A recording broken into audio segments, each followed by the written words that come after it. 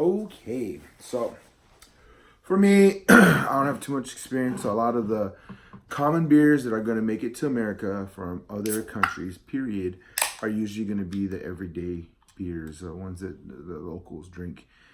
It's just they're the least expensive, which the price won't go up too much, so people won't buy them. Some do make it through. Some wonderful beer places have them. So Lakewood, I did one of their special porters.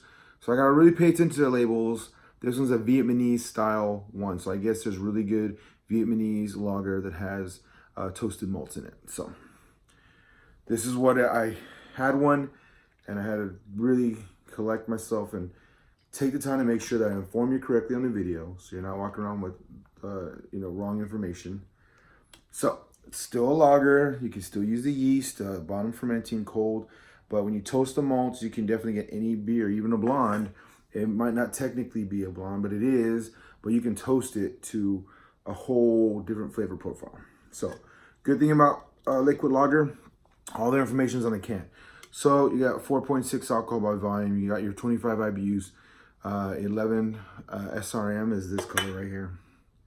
So they definitely do a lot. So any beginner, anybody that's really trying to expand the craft beer, this is something that you can go through their beers, read the can, and kind of get a better idea of where you're at. So it's beautiful, malty, toasty, almost like caramel, but without the fat butter part. Just like when you start browning sugar, it gets this beautiful toasty smell and flavor, just wonderful.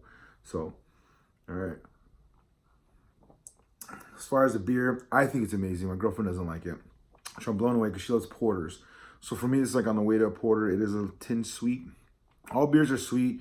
When you put in the hops, it's to counter the intensity of the sweetness, because you're basically naturally boiling out all the sugars you can for the yeast to use it to make alcohol for you and make the bubbles. So they do wonderful things for you, and you get a great product.